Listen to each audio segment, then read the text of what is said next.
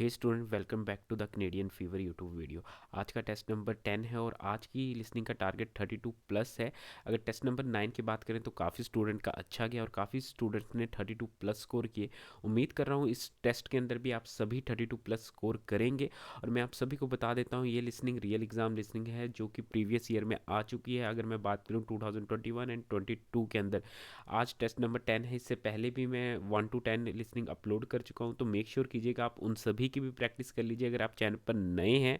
और बाकी मैं बेस्ट ऑफ लक कहूँगा उन सभी स्टूडेंट के जिनके 7 जनवरी 14 जनवरी एंड 19 जनवरी को एग्ज़ाम है। ये रियल एग्ज़ाम लिसनिंग है, हो सकता है ये आने वाले अपकमिंग टेस्ट के अंदर रिपीट हो सकती है, तो मेक श्योर ऐसे ही प्रैक्टिस करना जैसे आप रियल एग्ज़ाम दे रहे हैं। बाकी उम्मीद मैं यही करूँगा कि मेरे स्टूडेंट 32 प्लस का टारगेट ज़रूर अचीव करेंगे। Section 1. You will hear a conversation between Peter and Jim talking about some details for their shared accommodation. First, you have some time to look at questions 1 to 4.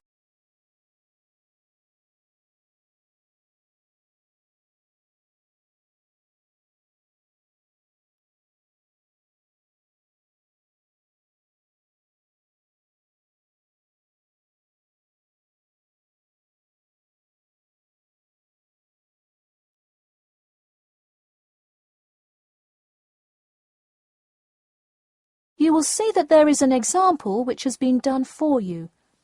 On this occasion only, the conversation relating to this will be played first. Hey Jim, it's Peter. Oh, hey Peter, what's up? I thought I'd call so we could hammer out the details for next year's lease. Peter says that he wants to hammer out the details for next year's lease with Jim. So, lease has been written in the space. Now we shall begin. You should answer the questions as you listen, because you will not hear the recording a second time. Listen carefully and answer questions 1 to 4. Hey Jim, it's Peter. Oh, hey Peter, what's up? I thought I'd call so we could hammer out the details for next year's lease. That's a good idea. Did we ever decide on how to split the total rent? Well, I was thinking since my room is bigger, I probably should pay a little more. So I could pay £110 and you could pay £80. Does that sound okay? Considering that my old apartment cost me £100 for a smaller room, I'm definitely all right with that. Hey, I was looking at a map of the area and can't seem to find a bus stop near it. Do you know where we would catch the bus? Well, the bus is actually pretty far from us, but we have that garage that we can park our cars in. Wow, that's great. Convenient parking is hard to find, so we're lucky we have that. Okay, so we have a whole lot of things we'll need to buy when we move in. How do you want to split that up? I was wondering, do you still work at the supermarket? Yep, every Tuesday and Saturday. Would you be able to buy things from there if I sent you a shopping list? Sure, I can do that. Great. Then I can take care of whatever else we need that you wouldn't get at a supermarket. If you want, I'll pick you up from work that day and we can go to the apartment together. Oh, that would be great, thanks. No problem. That way we can split the cost of petrol. Works for me. It's so expensive these days, isn't it? It's downright obscene. Before you hear the rest of the conversation, you have some time to look at questions 5 to 10.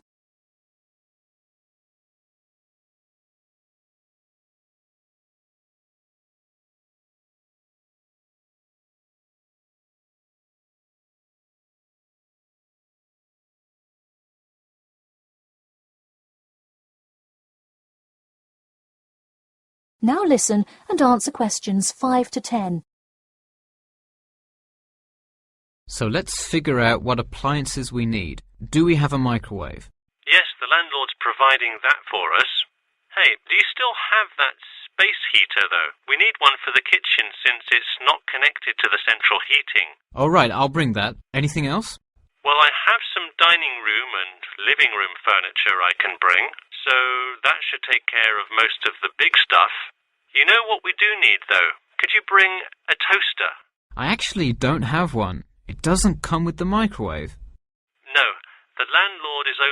supplying the microwave. It would really help if you could bring one. Okay, I'll pick one up at the store.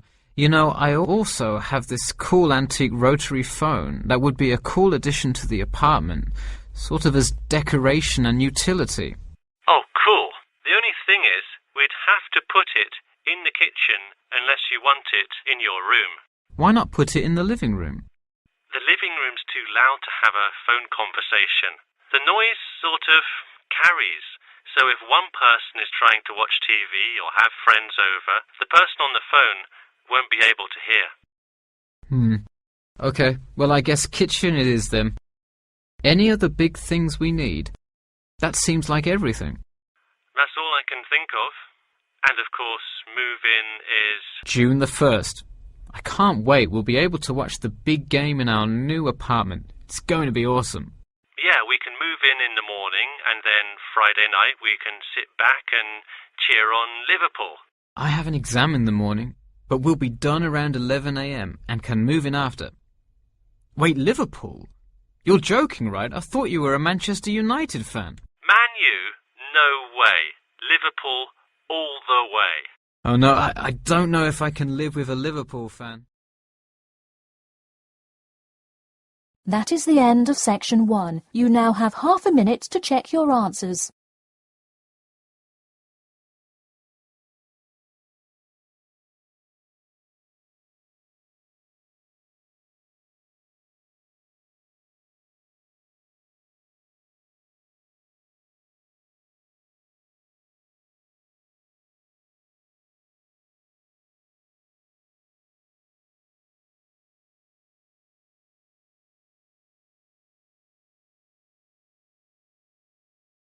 Now turn to section 2.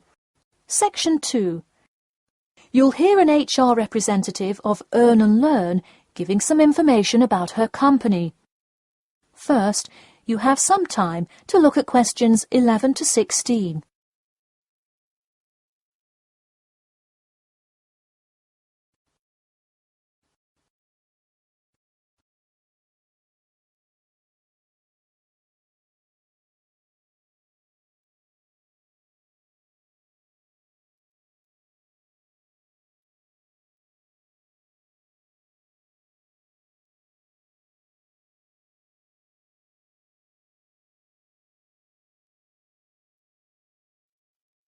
Now listen carefully and answer questions 11 to 16.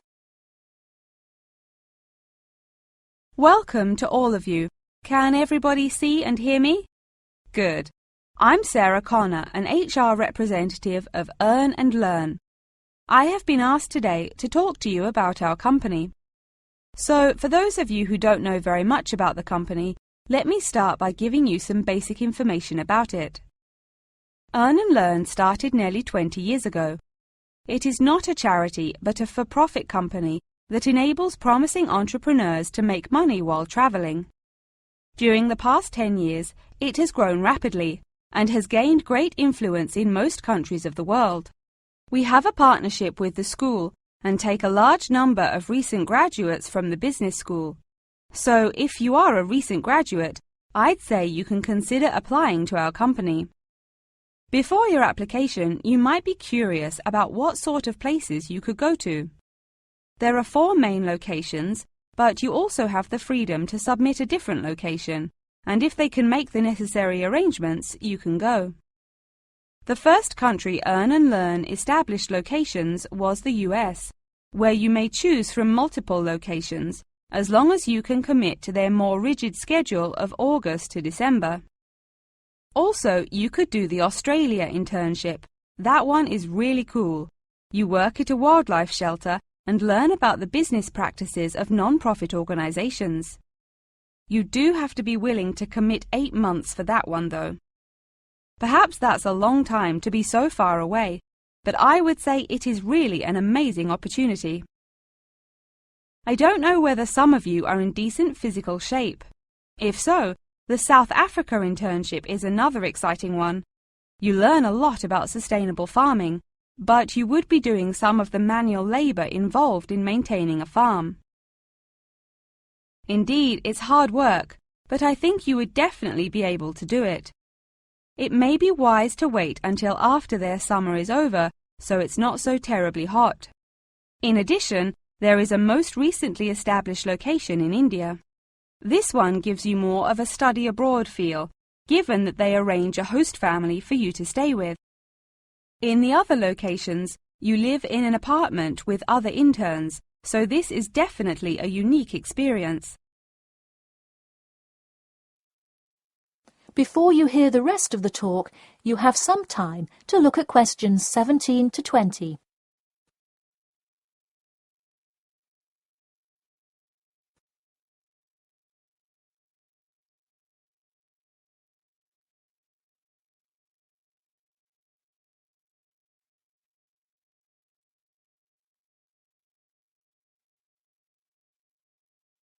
Now listen and answer questions 17 to 20. Regardless of where you go, at the end of the program you get a global travelling certificate, as long as you can explain your experience. You can provide a written log of what you did.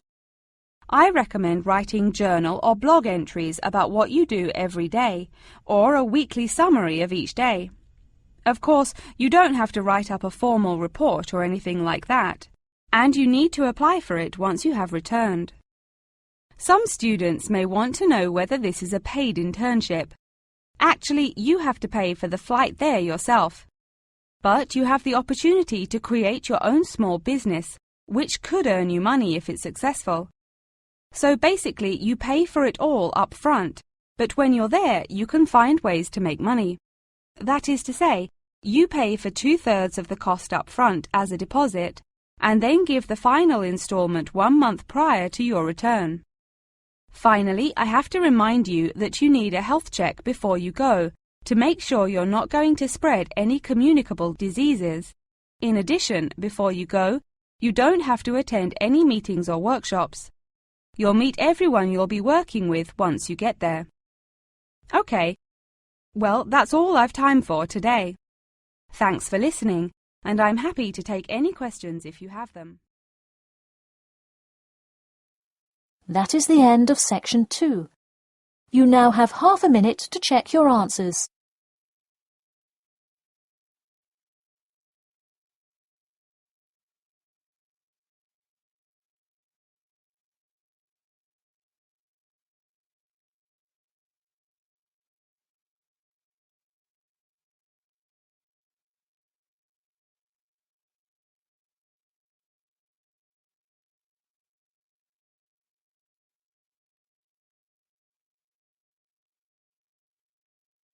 Now turn to section 3.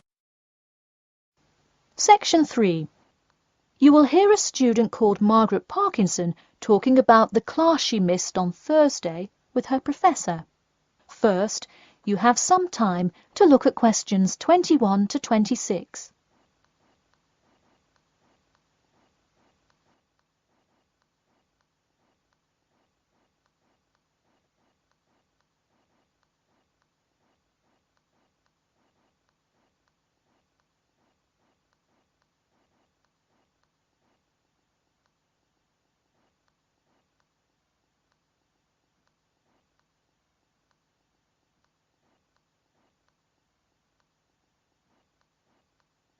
Now, listen carefully and answer questions 21 to 26.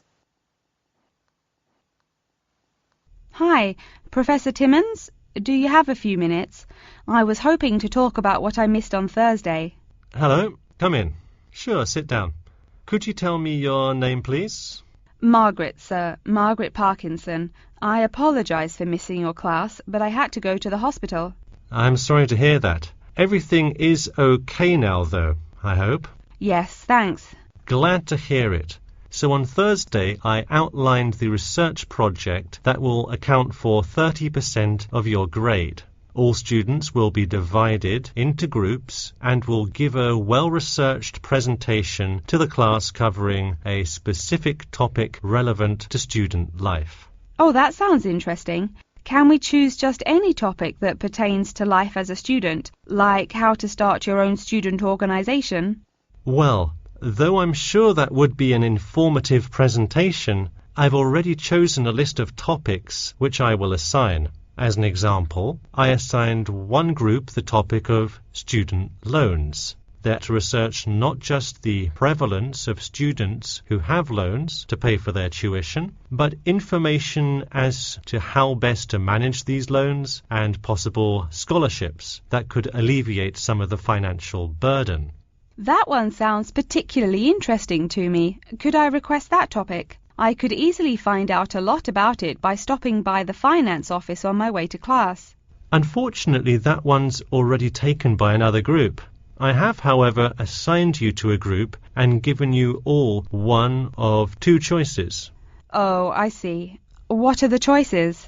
The first is discussing smoking, trends in the number of student smokers compared with the general population, popular reasons students take up smoking, and more healthy alternatives to smoking. That one could be interesting. I'm not a smoker myself, but we'll see what my group thinks. If we did choose this topic, we would rather not put our fellow students on the spot to interview them. Where else could we gather information? How about where the cigarettes are sold? Oh, that's a great idea. I could interview the manager of a supermarket and find out the average age of people buying cigarettes, or how much they buy, that sort of thing. Precisely. Okay, I'll keep that in mind. And what was the other topic? The other topic is the practice of natural medicine.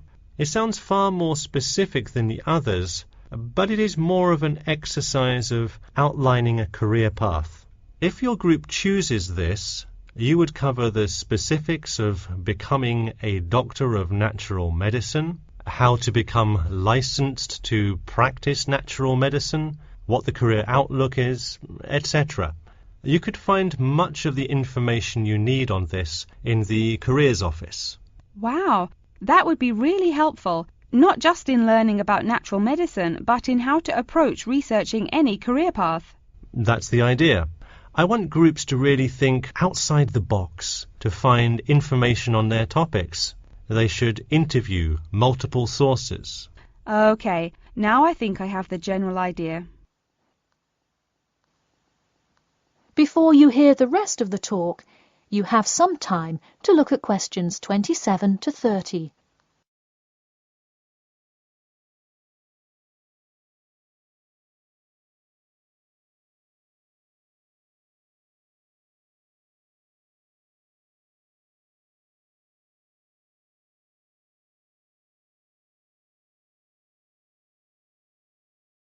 Now listen carefully and answer questions 27 to 30. When is the presentation due?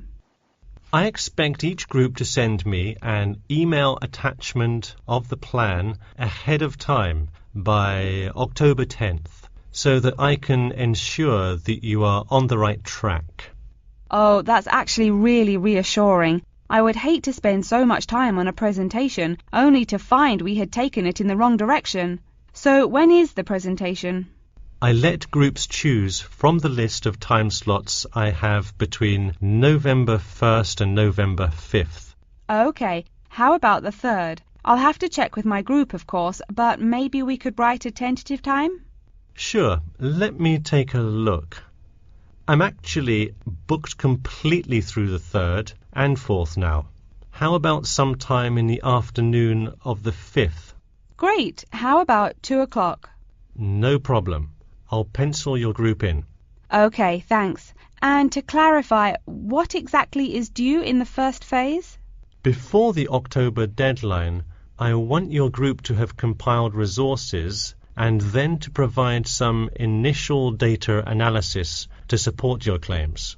Okay, so data analysis is due the 10th of October, and then the Presentation? Yes. The final phase is simply giving the presentation on the 5th of November. All right, I think I have all the information I need. Thanks. You're welcome. See you in class tomorrow. That is the end of section 3. You now have half a minute to check your answers.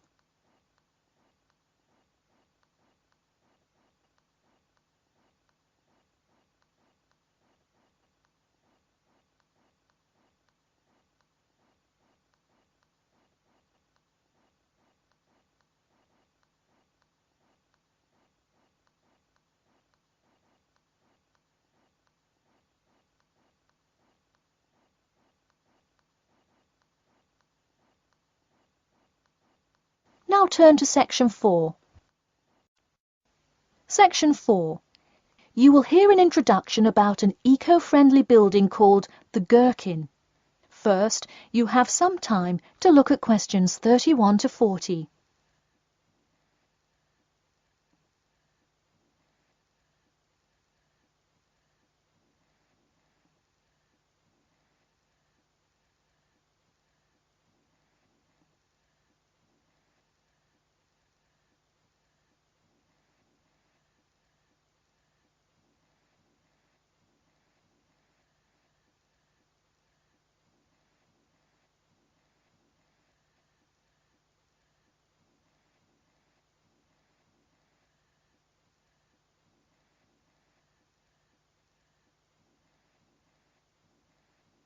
Now, listen carefully and answer questions 31 to 40.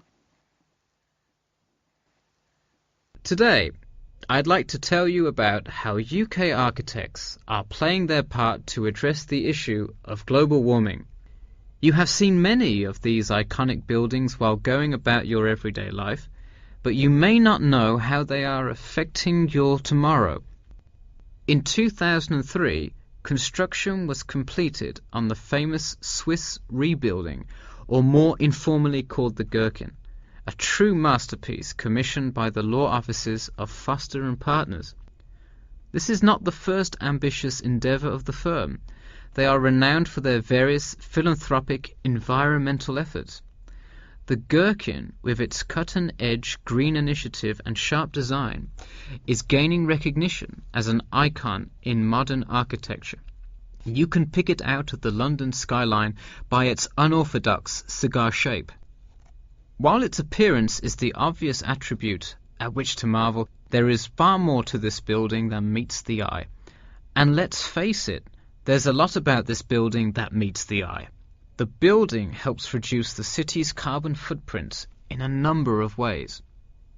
Just a quick note, in case you're not familiar with the term carbon footprint, get used to it. It's a buzzword you'll hear relentlessly to talk about reducing emissions. Think of it as the amount of harmful greenhouse gases that are given off into the environment by a single person, organization, or product.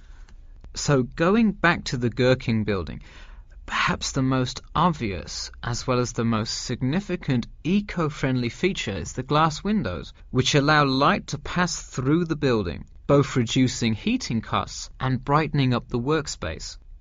The ingenuity behind the various eco-friendly aspects of the Gherkin has seen its fair share of publicity both from serious and silly sources. In a recent April Fool's Day edition, One e-publication printed a story detailing plans to replace 50% of the current exterior with grass, which would not only make large steps in the name of sustainability, but also give the building the green hue that would truly earn it the nickname of the Gherkin. The only drawback is, as you may have guessed, that this story was an April Fool's Day joke and completely made up.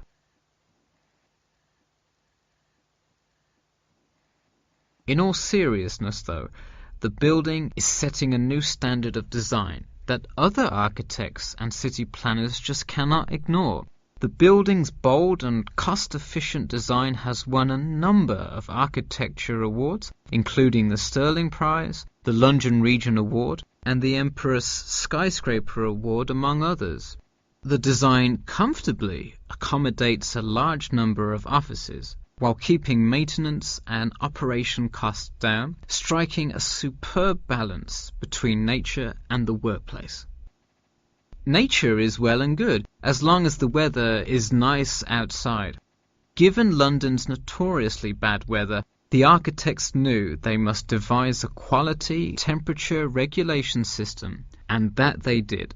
A special system designed to reduce the building's reliance on air conditioning was devised that cuts consumption in half compared to standard office buildings. There are atria that link each floor vertically to one another, forming spiraling spaces up the entire building. They serve not just as social common spaces, but also act as the building's lungs, distributing clean air from the opening panels in the facade through the entire building. The building isn't all business though. It has its fair share of fun as well. At the very top, a club room offers a picturesque entertainment spot for company functions, private parties, etc., with a breathtaking panoramic view of the city. The creation of such an innovative structure has many wondering what the future of urban planning and architecture may be. Well, if the other projects currently commissioned by Foster and Partners are any indication, the entire city constructed with similarly eco-friendly buildings is not far in the distance. The Masdar city development aims to create a desert city that produces zero waste and removes as much carbon dioxide from the atmosphere as it puts in, a huge feat in protecting our Earth. The Gherkin is a truly impressive feat, yet it is not the only one worth noting. Now to move on to another green initiative, I'll tell you about the Eden Foundation building found in Cornwall. That is the end of section 4. You now have half a minute to check your answers.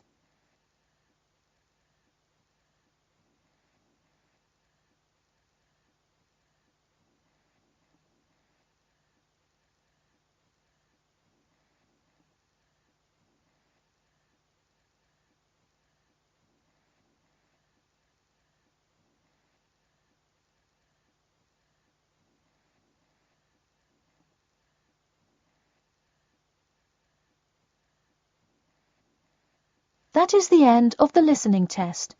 So students, उम्मीद करता हूँ आप सभी का test बहुत अच्छा गया होगा और आप सभी ने 32 प्लस अचीव किए होंगे अपने लिसनिंग टेस्ट के अंदर। अगर नहीं भी किए तो निराश होने की ज़रूरत नहीं है। ये फर्स्ट टेस्ट हो सकता है या आपका सेकंड टेस्ट हो सकता है, और भी लिसनिंग टेस्ट ऑलरेडी अपलोडेड हैं, तो मेक श्योर कीजिएगा आप उन सभी को भी प्रैक्टिस करें। और जब भी आप प्रैक्टिस कर रहे हैं, इसकी स्पीड आप 1.25x पर करके रखें, क्योंकि जब भी रियल एग्ज़ाम लिसनिंग होती है सेंटर के अंदर तो वो उसकी स्पीड थोड़ी फास्ट कर देते हैं, जिसके कारण बच्चों को प्रॉब्लम फेस करनी पड़ती है। सो मैं उम्मीद करूंगा आप सभी रेगुलर प्रैक्टिस कर रहे होंगे और डेफिनेटली आप अपने रियल एग्ज़ाम में भी एक डिज़ायरेबल बैंड अचीव करेंगे। बाकी बेस्ट ऑफ लक है मेरी तरफ से।